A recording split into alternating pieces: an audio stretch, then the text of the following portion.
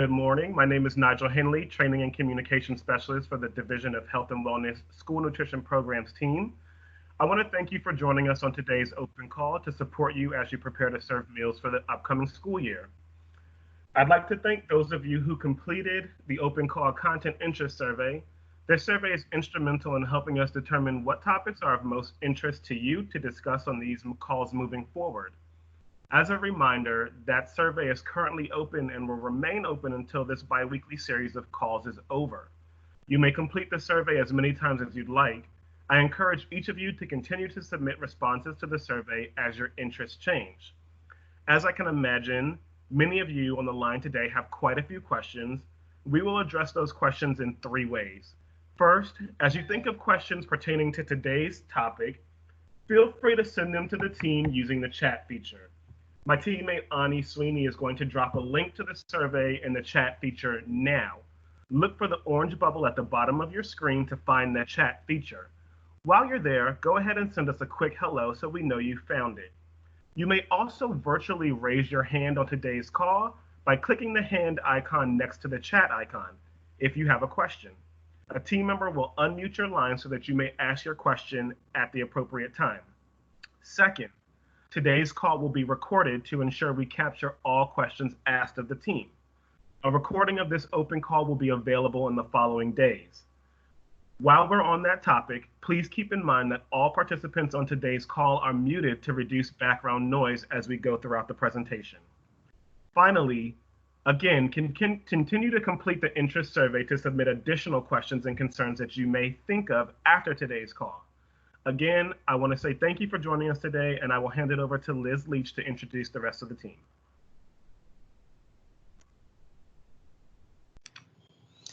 Good morning. Thanks, Nigel. And thank you all for joining us today for our third biweekly call in our series focusing on serving meals in the 2021 school year. I'm Elizabeth Leach, the School Nutrition Programs Manager at OSSI, and here you can see an overview of what we'll talk about today. We'll start with some introductions, discuss the purpose of today's call, and provide updates on guidance released earlier this week.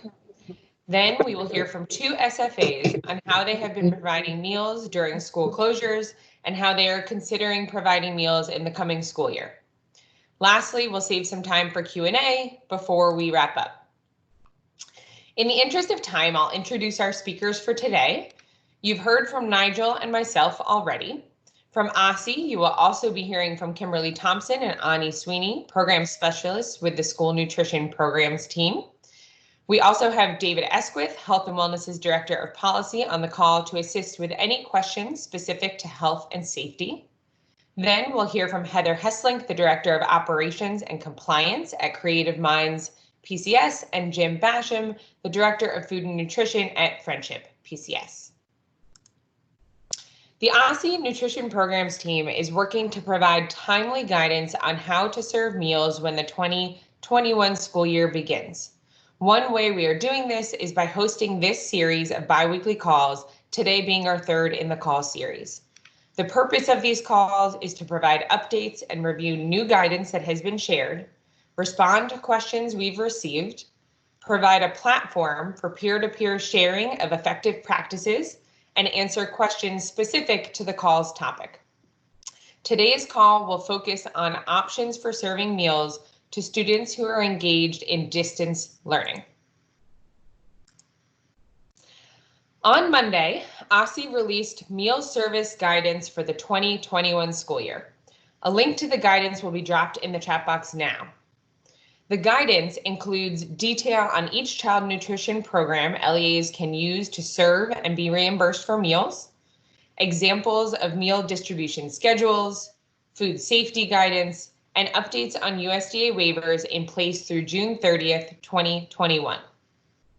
I'll circle back to those waivers in a moment, but I want to highlight a major change in meal access across the district. Since mid-March, students have been accessing meals via open feeding sites hosted by DCPS, public charter schools, and community-based organizations. These sites provide meals to any student or parent or guardian picking up for a student, 18 and under, regardless of if they attend that school or not.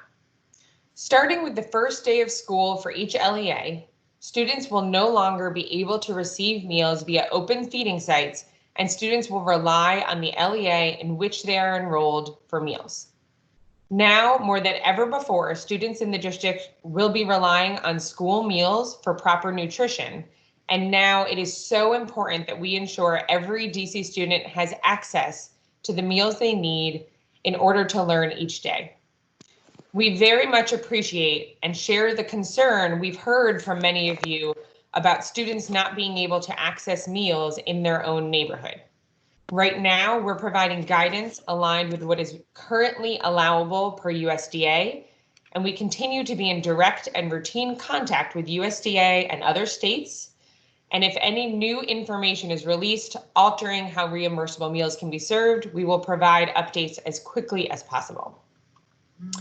As you work within your LEA to develop plans for the coming school year, we continue to urge you to explore all options for meal service to students both present in the building and those distance learning to customize your meal service operations to meet your student needs. Circling back to the waivers themselves, since today we really want to focus on ways to serve students who are distance learning, I won't go into detail on each waiver, but will point you to both the guidance we've released this week and to next week's NSLP annual trainings for additional detail. I will note that in order to utilize the waivers, SFAs must elect the use of each waiver they want to use by completing and submitting a waiver request form, a link to that which will also be dropped in the chat box now. And without further ado, I'm happy to introduce Kimberly Thompson, who will lead us into discussion on meal service for students engaged in distance learning. Good morning, this is Kimberly. So now I'll transition to provide information specifically to meal service for distance learning in the upcoming school year. As students return to school next month, students may be receiving in-person and distance learning instruction. The flexibilities and waivers USDA released will allow meals to be served to both students who are in school and distance learning. Because of these waivers, SFAs will serve meals to distance learning students through the following models: grab-and-go meals, multiple meals, bulk food items, parental guardian pickup, and home delivery meals. Now I'll provide an in-depth overview of each meal service for distance learning.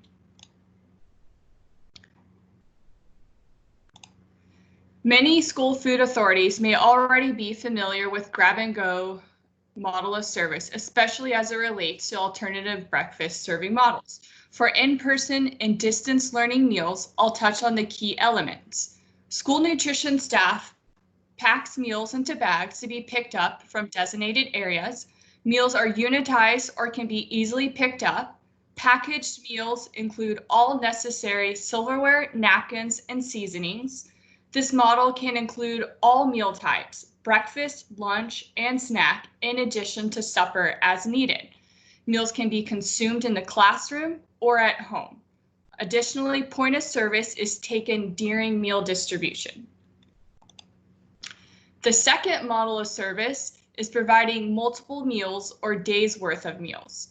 In this model, SFAs can provide more than 1 day's worth of meals and up to 7 days worth of meals to eligible children via a single or multiple day pickup. For this model, SFAs must inform students on how long each menu item can remain in the refrigerator and continue to be safe for consumption. SFAs should use CDC guidance for storing leftovers when planning their menu. Additionally, SFAs should provide students with the menu for the week and guidance on cold food handling, holding and reheating to ensure all students are following proper food safety procedures. Additionally, menus should ensure that the food will last for 7 days or it can be replaced with a shelf-stable item. Lastly, SFAs should provide instruction for meals that are not consumed before the last day. They can be safely stored in the refrigerator and need to be discarded. Now I'll walk everyone through 2 examples. The first example deals with a student who is receiving a hybrid model of learning at school and at home. The student attends school in person on Monday and Tuesday. All meals are served on Monday and Tuesday are consumed in the classroom.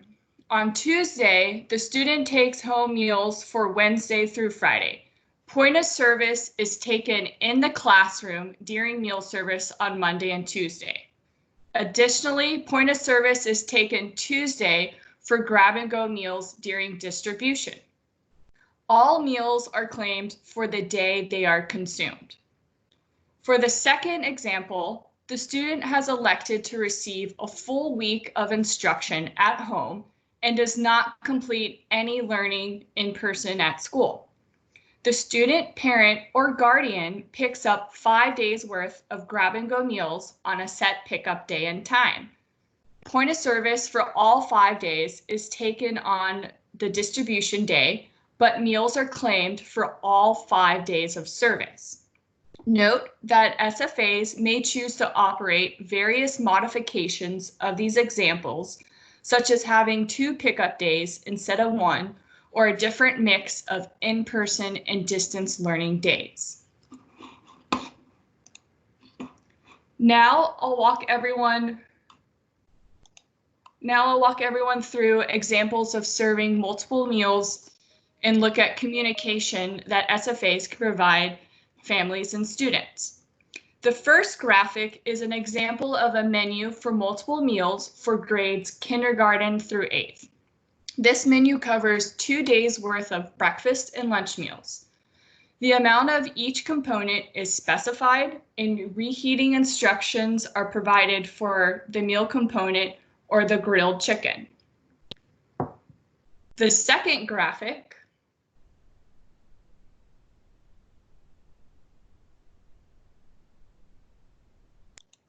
Can you change the next slide, please?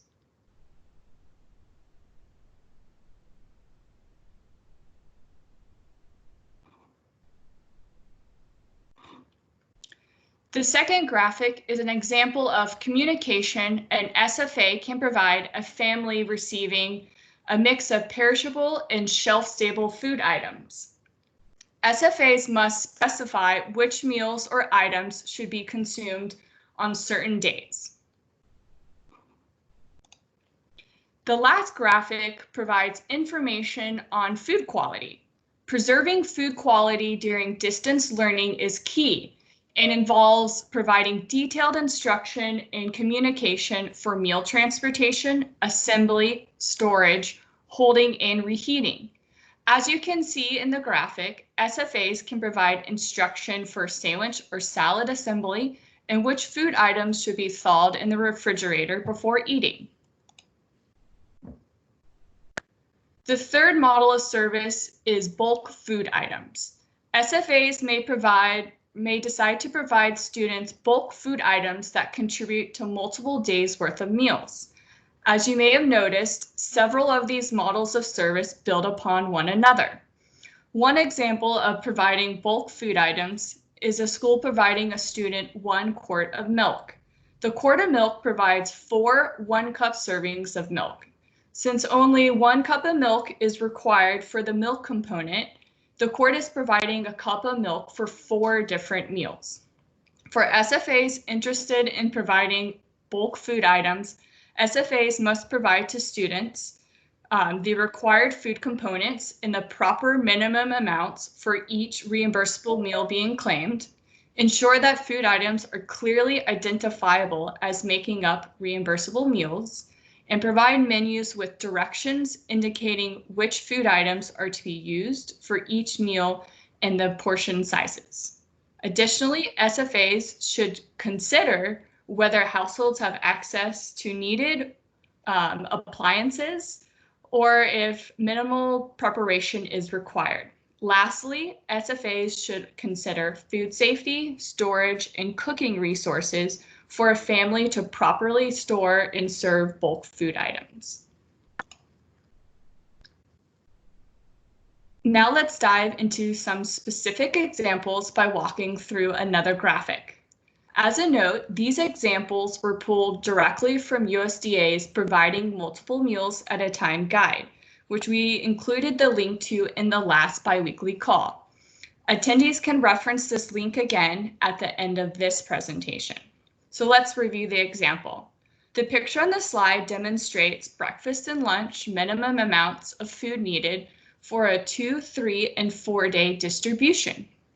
This information is helpful for the meal planner and the student or family to understand the contents of bulk food items. The orange boxes show common container sizes of milk cartons. For example, a 2-day menu for kindergarten through 8th grade students providing 1 quart of milk would be sufficient to meet the meal pattern requirements because it provides 8 ounces for 4 different meals, and a quart is a common container size. However, for a 3-day menu, a student would need to receive 1.5 quarts of milk or 48 ounces to meet the daily meal requirement of 8 ounces. Since 1.5 quarts is not a common size, a vendor would need to round up to 2 quarts of milk to provide enough milk.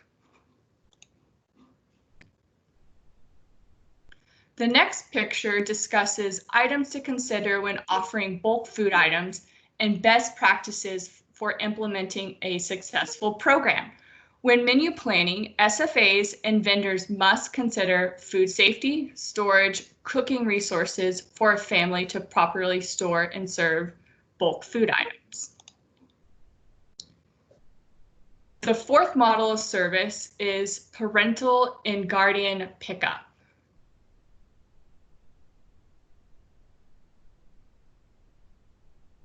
Can I get the next slide, please?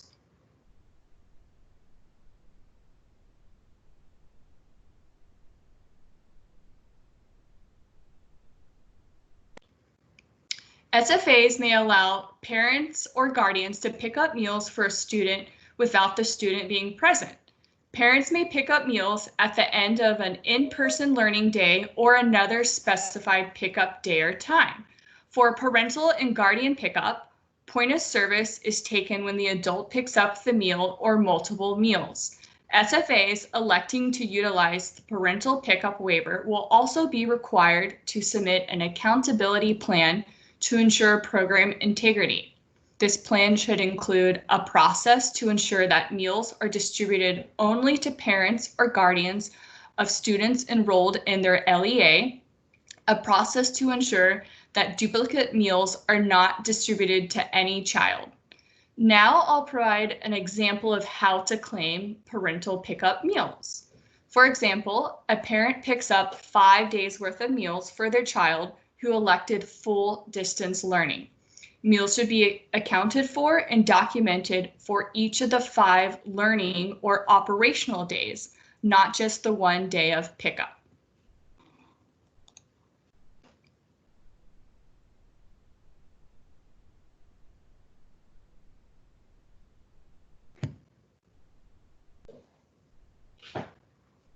The last model of service is home delivery.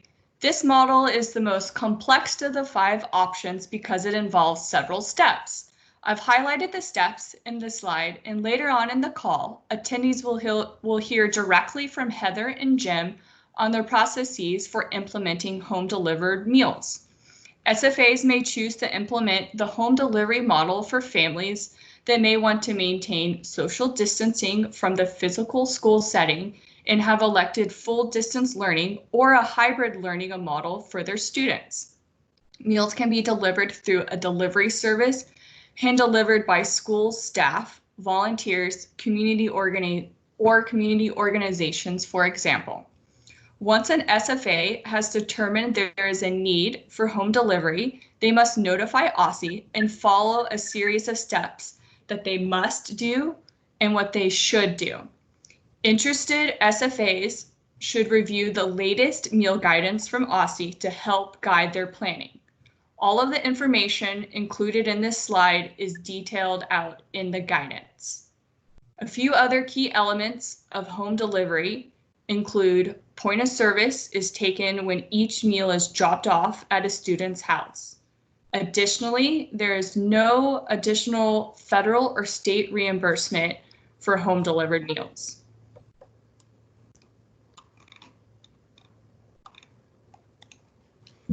As a summary, there are a number of different models each SFA can utilize to ensure students have access to meals, whether students are learning in an in-person or distance learning environment.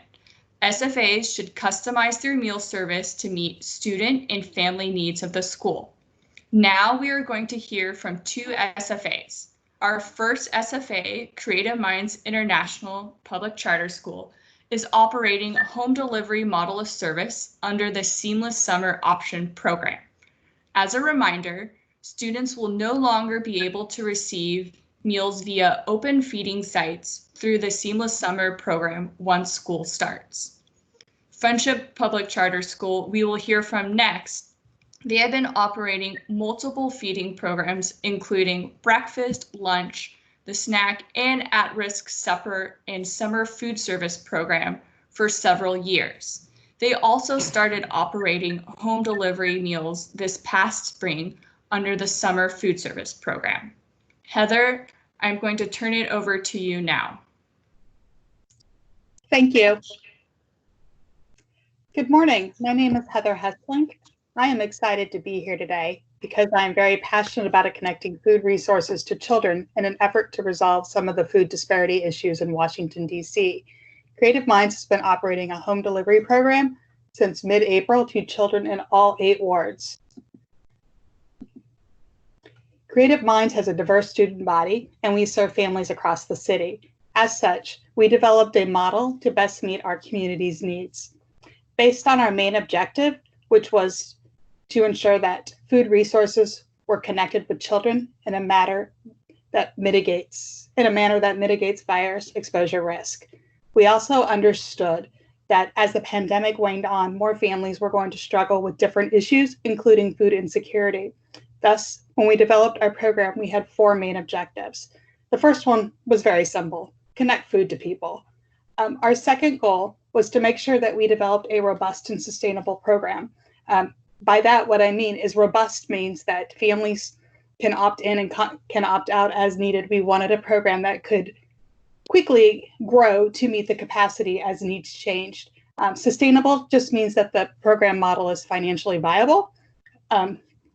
So that's our second goal. Our third goal, which was really what drove the home delivery option, was minimizing risk to exposure for our children and their parents to the COVID-19 virus. That's why we chose to go with a home delivery model. And then our last program goal was to reduce barriers to participation. We wanted to make sure that families knew that participation was anonymous and that there were easy ways to sign up for the program. As a home delivery, families have to opt in. So we wanted to make sure that families could sign in. We let families opt in writing through forms on our website. We did direct mailings of sign-up forms via the post office. We also emailed forms or emailed families, and we also initiated a phone tree call to all the families to let them know about the program and the options. And then when families wanted to opt in, they could actually fill out the form and just text it to us. This way we got it. Great. Before I really talk about the nuts and bolts, some of the highlights of our program. We were one of the first programs in DC to adopt an NSLP home delivery model. Our model is actually a contact weekly delivery to the children's homes, so they don't have to go anywhere to get it. Each week, we actually deliver 7 days worth of food. We deliver 7 breakfasts and 7 lunches. To date, we've actually distributed over 35,000 meals across the city. So now that you know a little bit about the program highlights, how did it actually come to be? Our program required many different elements to fall into place. The most critical element was getting the flexibility that Aussie secured through USDA to serve 7 days worth of meals. While we were waiting for this flexibility to fall into place, we actually operated a non-SLP model to connect family to food resources. So once the flexibilities came into place, our next step was we worked with the health and wellness team at Aussie as a thought partner to consider all the potential issues and how to mitigate them. With Aussie, we discussed things from ensuring people's privacy, especially for home delivery, to issues regarding food safety. Once we kind of had a framework in place, our next step was to find somebody to help us deliver it. We are not a self-prep site, so we rely heavily on a food vendor. So we actually contacted a couple of different vendors, and Genuine Foods was very excited about the program. So we signed an MOU, and together we worked out all the details and all the logistics to actually execute this framework that I developed with Aussie into a real program. The next issue that we came about was advertising our program to the people who could actually benefit from them. It was definitely a unique model, and so we needed to make sure that families kind of understood what it was. And then the opt-in consent and writing was really a big issue in terms of getting families to sign up. Once we did that, we actually began weekly delivery programs. We deliver typically Wednesday mornings. They receive their meal kit through a contactless method. Our first week that we did the delivery, we had over 150 families sign up.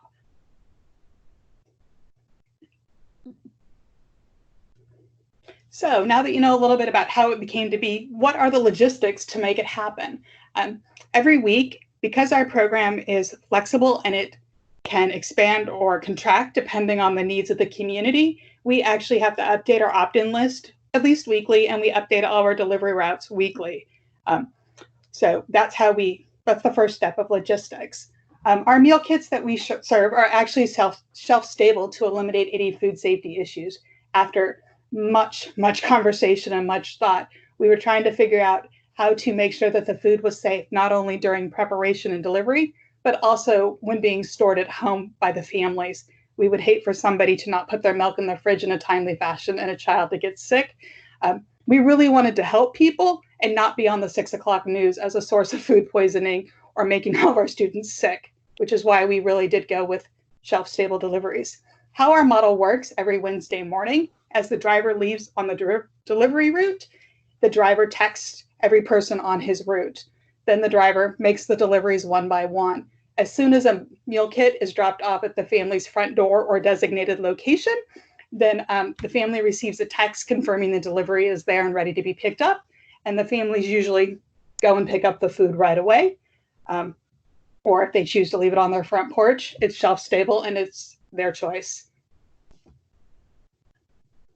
So now that you know about the logistics of them, it isn't as simple as it sounds. Simply text them, drop off food, and then pick it up. There were actually many obstacles and hurdles in order to realize such the program. First was developing this unique out-of-the-box model, so to speak, was to get buy-in from all the stakeholders. We needed to get stakeholder buy-in not only from Aussie, we also needed to get our board to buy in, and then we needed to get our families that we were serving to opt in as well. Another issue was the program was pretty unique and pretty new. So how do you keep the point of service? How do you document the delivery routes? We had to come up with good documentation for long-term records retention in case we were audited, and that way we could verify that our claims matched what we were actually doing. Other obstacles and hurdles are supply chain issues. For example, in our program, shelf-stable milk right now is very difficult to come by in the right size portions. And so we actually had to get a waiver to serve shelf-stable food, including the milk. Once in a while, we've had some minor supply chain issues. For example, one day, the bread showed up late, so our Wednesday morning delivery ended up being a Wednesday afternoon delivery. Other obstacles, or it's more of a logistics, is that the program participation fluctuates weekly. So it can change a bit. And once in a while, we have delivery issues. For example, one week, the driver delivered the bag to the next door neighbor. When those type of things happen, we deal with them in real time, and most are resolved within an hour. So now that we've kind of talked about the program, what are our next steps in order to take our SSO model and make it into a viable model under the new rules that go into effect on August 31st. As we transition, one of our first concerns is figuring out how to do a home delivery model while still serving students who are physically in the building. We are working on that. We do plan to adapt our seamless summer option, which currently we deliver to families that opt in, and we deliver to all children under the age of 18. How we verify that the child, we're delivering one meal kit or one meal per child per day, is when families sign up, they actually provide the name of the child and the child's birth date. And that's how we verify there's one kid. For students who are currently enrolled in CMI, we already have that information in our SIS. So when we develop our new model, it will only be for students learning remotely. And also it'll only be for farm eligible students due to the new rules. And then the other big thing is that will only be 5 days worth of meals per week instead of 7. However, one thing that will need to stay the same is families will need to re-opt in writing in order to participate. The other big thing for us is going to be communicating the changes in our model to our community and to our stakeholders. Again, completing the farm application will be something new that they have not had to do since March, and they will have to re-opt in writing. We plan to communicate with our families through the website, through our newsletters, email blasts, as well as calling families individually to kind of do a wellness check and let them know that the old program is ending and how to sign up for the new one. Thank you for your time. I do look forward to answering any of your questions during the Q&A period at the end of the call. With that, I'm going to turn it back over to Liz.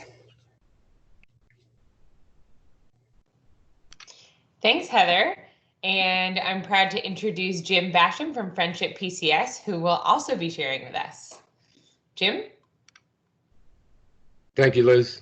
Good morning, everyone, and thanks for giving us the opportunity to share our successes and challenges around home delivered meals, or HDMs, as we've come to refer to them.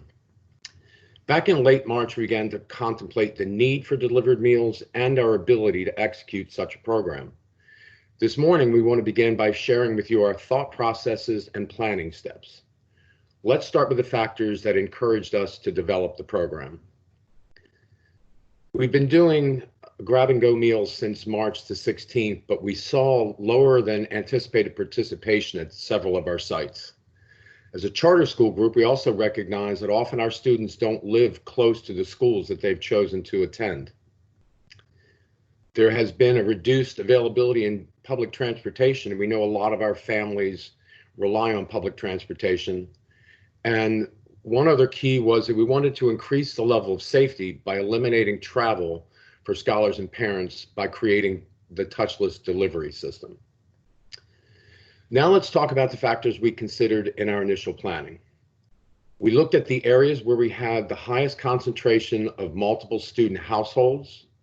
We looked at our units to see which ones had the capacity not only to prepare the meals, but to store them before deliveries. We look at the actual infrastructure around those buildings to make sure that drivers would have proper access to pick up meals and then also to return materials at the end of each route. And then lastly, and potentially most importantly, we looked at the facilities where that had met all those factors, and we also looked at whether or not they had the physical capacity to allow our staff to properly social distance throughout the day. There were a lot of unknowns in the beginning, so we started cautiously. We focused on a scalable approach that would allow us to pilot the program on a smaller scale than we actually wanted to be at eventually, and then grow the number of students enrolled as we gained efficiencies. We also worked with our student information team to identify students who lived in households with multiple participants that were literally in the same zip code as the 2 HDM sites that we had identified. Once we determined our jumping off point, we worked through the following steps. First thing we had to do was develop a method for communicating the availability of the program to potential participants, which in our case was direct text and emails, and then we often followed up with calls. We had to determine the most efficient way to allow parents to enroll, and for us that became an emailable or textable link directly to our enrollment page, and we had our IT folks link that enrollment page to a shareable spreadsheet on Google Docs so that we could track new participants. We had to develop processes for packaging the food because we are self-prep, so a lot of our meals are made by our staff, although we use a fair amount of prepackaged items. We also need to purchase necessary thermal bags and in some cases heavy-duty carts for the amount of food that we're moving around. Biggest I think, challenge was identifying how we were going to get the meals to families, because when we started the planning process, we didn't have access to trucks or vans or a delivery service. And then finally, when we got all those pieces in place, we had to develop the proper training materials for our staff and our delivery personnel. All those planning stages behind us, we started HDMs in early May. Here are the highlights of how our program is structured. We provide breakfast and supper meals to each student enrolled 7 days a week. We deliver from 2 sites, Tuesday and Thursday, and Wednesday and Friday. On Tuesday and Wednesday, we make the first delivery to all households with 3 days worth of meals. And on Thursday and Friday, we make the second delivery to those households with 4 days worth of meals.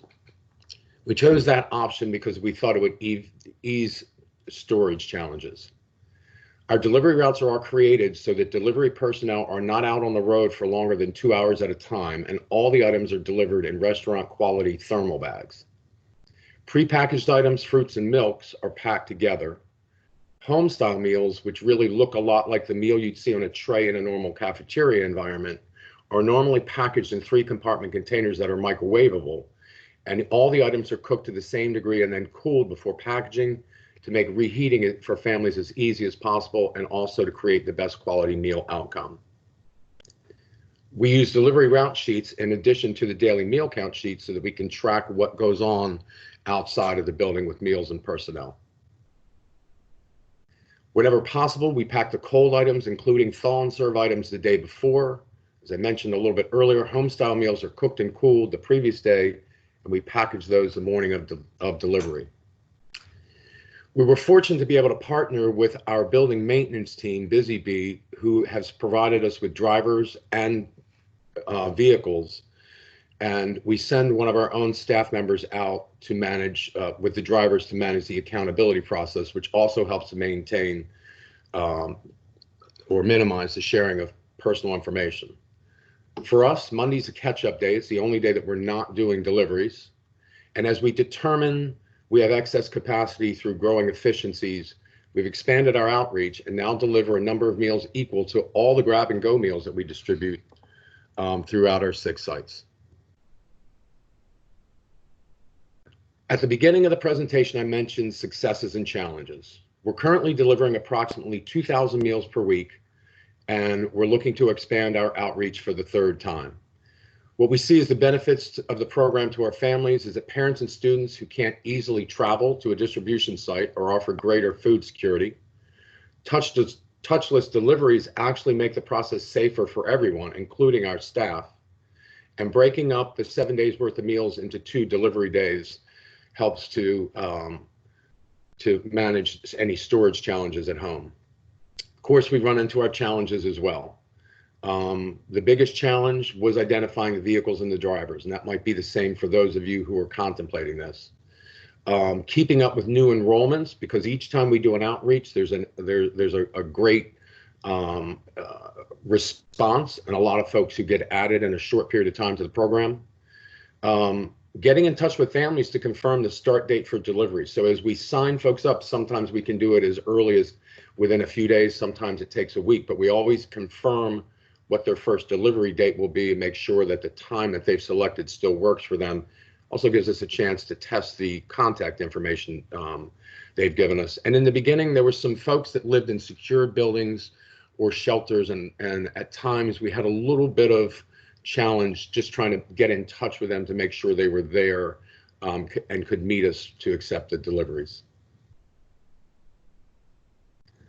Finally, where do we see HDMs fitting into the reopening of schools? So we believe that the demand for this program will increase while the pandemic is still very active. All of our 9th through 12th graders will be distance learning 100% in the coming school year. A lot of parents have already selected full-time distance learning, and we just learned early this week that for at least for the first month of classes, all of our students will be distance learning. We've contemplated a hybrid where we would have kids in class some days and distance learning other days. We don't think that a lot of our younger students would be able to manage carrying multiple day meals. As we progress further into the school year, we anticipate that weather may be a major deterrent for folks who, since March, have been relying on our grab-and-go pickup sites.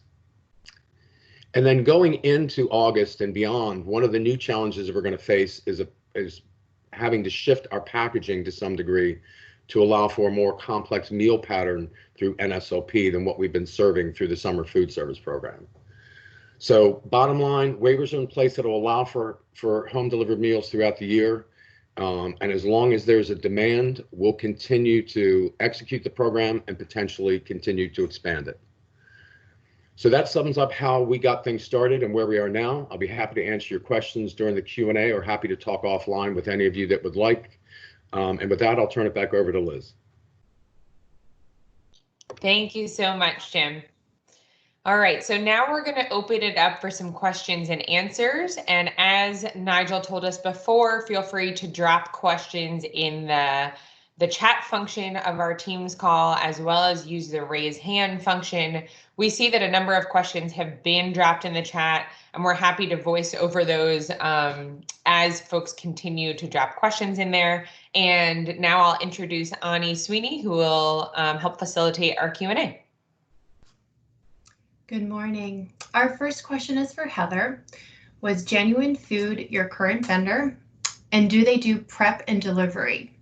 For example, we need all of our vendors to be able to operationalize since we're locked in for vendors next year. So no, Genuine Foods was not our current vendor. We actually signed an emergency contract due to the pandemic with them.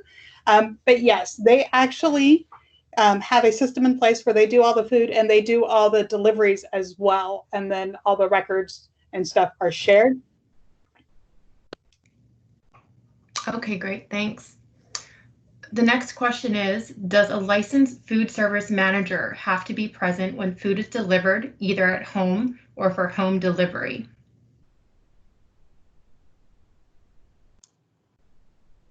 I'll take that question, and I'll also ask anyone else on the team for if they want to pop in, feel free. I don't believe that a licensed food service manager has to be present to deliver food. We will add clarity to that, to our guidance, to make sure what we've provided is accurate and make sure that that guidance is out there to support that. Does anyone else have anything to add there? Okay, great. Okay, our next question is, using a hybrid learning model, are LEAs required to provide meals to students that opt to do distance learning only? This is a great question. And I want to circle back to meal access for students in the district. So we know that about 75% of students in the district rely on school meals as their proper nutrition.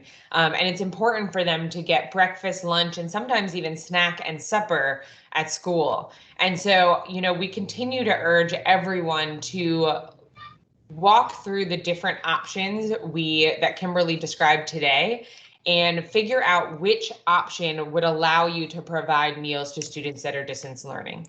As we have further clarity from USDA as well as our DC legal team, we will provide additional clarity on exactly what is required. But at this time, we just continue to urge everyone to explore every option possible. Okay, great. Our next question is for Friendship. You said you delivered up to 2,000 meals per week. How many drivers did you have to execute HDM, and were they assigned to a specific geographic area, maybe a ward or a zip code, etc.? So thanks for that question. We have 2 drivers, one assigned to each one of the production sites. Currently, to deliver 2,000 meals a week, they're only out for about 2 hours a day, Tuesday through Friday. So we're getting ready to add an afternoon delivery route. What we found is by focusing on, and it gets us set up for next school year, we focused on Friendship students, we focused on multiple student households so that we could service the highest number of people efficiently. And so all told, drivers are out for about 20 hours a week to make those deliveries. Great, thank you. This question is for Heather and for Jim. Do you have any preliminary thoughts on the distribution days changing once school is in person and staff will have to be in person to support with meals in the classroom? I guess I can go first. We still plan to do our weekly home delivery on Wednesdays because when we come back in person, we do not plan to have students in the building on Wednesdays. So we should have the ability to support the Wednesday delivery. So for Friendship, I believe that our intent is to continue the Tuesday through Friday deliveries for folks who need them. We recognize that we probably won't exceed 30 or 40% of regular enrollment that are in buildings at any particular time. So that leaves 60 to 70% of our students who are still going to need to get meals. And again, with the weather changing in the fall and through the winter, if this continues that long, it may be even more important for us to deliver meals when we get back in school. Okay, great. And I think a follow-up question, if either of you would provide some insight, how much does the delivery fees cost and how would you pull funds to pay for them?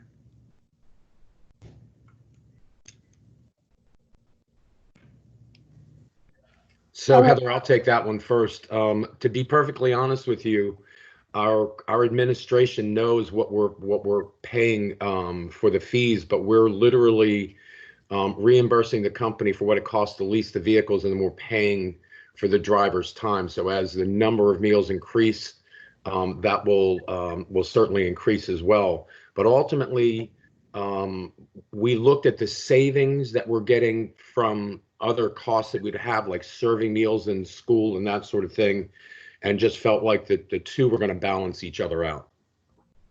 So similar to Jim's point, when we did it, our meal cost for the weekly delivery is really minimal. We actually pay about $2 a week per child for the home delivery right now. And it was something that the school, we really thought it was important to keep kids safe while making sure that we were connecting the food resources to the children. And the budget was kind of, when we were developing the program, we ran all the financials and the analysis, and it was voted to approve it and to absorb the cost. Because again, we have cost savings from not serving our NSLP, so it's actually less than our normal monthly loss on the food service program. Great, thank you. Okay, I'm going to circle back to some of the other questions that we received earlier. I'll just add one thing to that. Oh, sure. Oh, yeah, I was just going to add one thing. I know there's been questions about what is reimbursable, and as Jim stated, and just to add, there's no additional reimbursement for these types of models, but everything included in the service is reimbursable.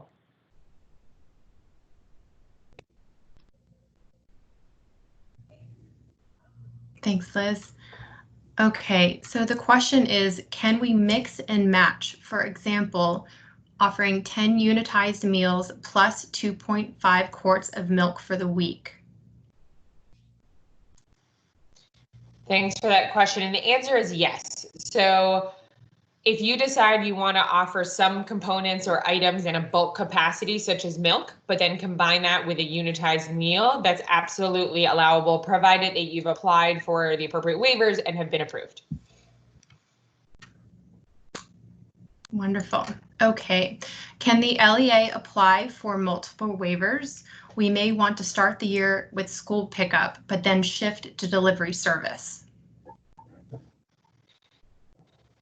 So absolutely. There are 5 waivers that are allowable right now, and the waiver request form that we dropped in the chat box earlier and was released on Monday is one form to apply for all 5 waivers. So you can apply for as many anticipate needing or wanting to utilize over the coming school year. Additionally, applying for a waiver and then being approved for a waiver does not require you to use what you've applied for. It gives you the option. So we encourage you, if you're thinking about exploring different options, apply for the waivers.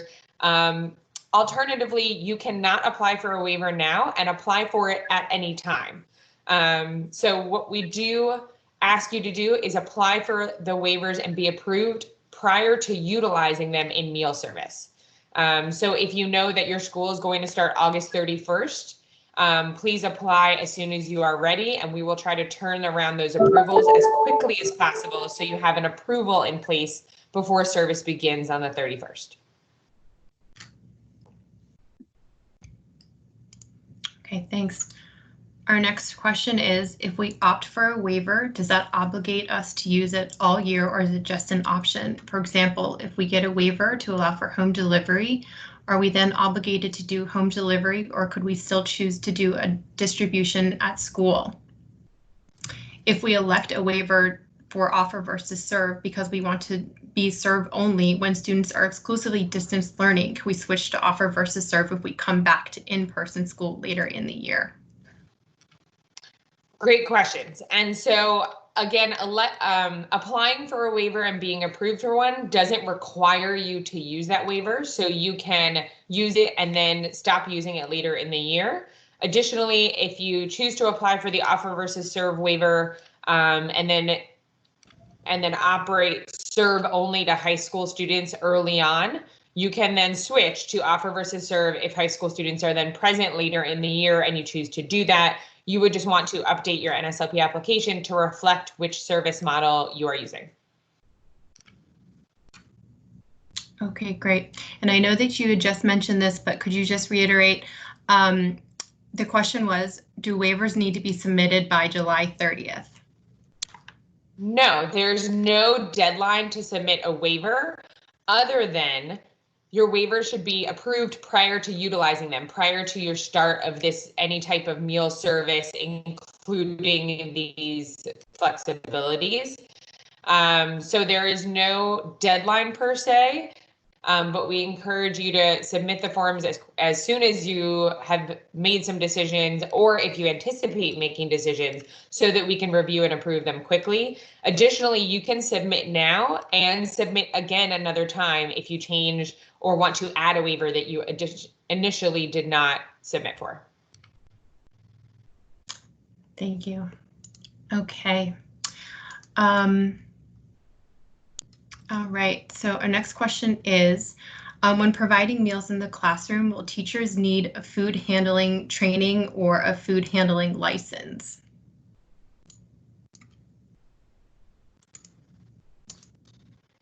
Great question. And I will start to answer, but I might ask one of my team to pop in if they have more clarity. Teachers do not need food handling licenses. So this is similar to breakfast in the classroom. And we know many schools have operated breakfast in the classroom up till now. So I might ask one of my team to pop in and refresh our memory and provide information on what training is required for teachers, but I can be sure that a food handler's license is not required. Hey Liz, I can All right, help and with if this no one. one pops in now, we will make sure to provide. Thanks, Alex. Yeah, sorry about that. It was just a little delay. Yeah, so for anything that teachers are responsible for in the classroom, you just have to make sure that they're trained on what they need to know. So one of the questions on the administrative review are teachers trained on everything they need to know? So now if they're serving food, they have to be trained on proper food handling, but they don't need a license. But you should train them on washing hands, wearing gloves when they're serving the food, wiping down desks, and things that are new for this year and might be new for them if they haven't served food in the classroom before. Thanks, Alex. Okay, we have time for one more question here. And this one is a reminder of how point of service works for home delivery. So if somebody could chime in on that one. Heather and Jim, do either of you want to share how you've been taking point of service for both of your home delivery models? Sure, we have an electronic form. It's like a electronic sheet that the drivers use every time they make the delivery, and it records it that way for point of service. And then we get a copy. So Liz, we're all CEP schools, so we're very familiar with the meal count sheets that we use for virtually every meal that we serve. So ultimately, we're using that to account for the meals, and then we also have a driver route sheet that tells the driver how many students are in each address, and so we're actually timing and having the driver initial every time something's dropped off, so we can track things like how long the meals are out on the road and that sort of thing. So we have a kind of a backup system, and then we compare those notes at the end of the day.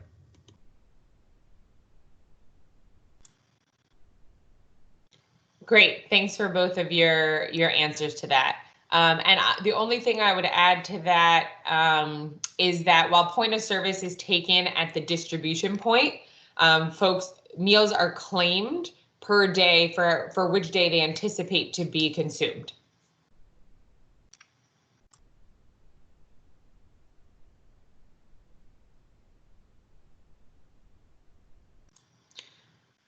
Okay, and then I see one more question. I know there are a lot of questions still in our chat box, which is great. There's one that I will address right now, and then we are going to wrap up. The question is from Ben. Knowing that all of us are waiting for the July 31st announcement, if DCPS schools are virtual for the fall, would they be allowed to operate feeding sites like they are for the summer, or is USDA not allowing that type of activity to occur? So I do want to reiterate, this is a great question. If DCPS announces that they are going all virtual for the fall, currently, open feeding sites are not allowable as they have been since March. So the open feeding sites currently where students can go to any site and pick up a meal, regardless of whether they are enrolled in that site, that will not continue even if DCPS goes all virtual, unless USDA releases new waivers. So really, we want to make sure that everyone has the information now to plan for what is allowable now per USDA. Again, we don't know if any other waivers will be announced. If they are, we will surely get that information out to you as soon as possible, but we know that folks have to plan for what's allowable right now, and that's the information we're giving you. So I do know we have a number of questions that are still unanswered, and we encourage you to keep dropping those questions in. Even after 11 o'clock when we wrap up, we will keep this meeting open for about 10 minutes. So please feel free to continue asking questions in there. We will tackle those questions and make sure they are in our updated meal service guidance, or follow up with folks one-on-one who has very specific questions to your SFA. All right, so before we head out, I want to share what you can expect next. As you know, OSSI has released health and safety guidance for schools and will continue to update FAQs specific to health and safety guidance on about a weekly basis. So there was a new FAQ updated earlier this week, and a link to that should be dropped in the chat box now. Additionally, health and safety guidance is reviewed on weekly calls Monday at 1 p.m. And I believe we have a link to register for those calls being dropped in the chat box now. As we've discussed already, our meal policy guidance was released on Monday, and we will continue to update that guidance to answer a lot of the questions that you have asked today and provide more information as we have it available to us. We hope to see everyone next week at next week's annual training sessions, and we'll continue to host this biweekly call series. Our next call is scheduled for August 13th, and we'll focus on taking proper accountability, as we've received a lot of questions on how to do that under the various serving models. And as a reminder, information will continue to be emailed out when high priority, will be released in our Beyond the Train newsletters, and continues to be available on our OSSI website. Lastly, there are a number of resources to utilize as you continue your planning. Each of these biweekly calls we've hosted are recorded, and both the recordings and the slide decks are available on the OSSI website. And I believe we'll be dropping a link to those presentations in the chat box now. So if you or a colleague were unable to attend this call, you can get the information needed. Additionally, USDA has provided a number of resources that can be supports as you are developing your meal service plan, and they are linked within the PowerPoint here. Thank you so much for engaging with us today, and please continue to reach out to anyone on our teams for further technical assistance as support as you make plans to feed students during the school year. Thank you so much.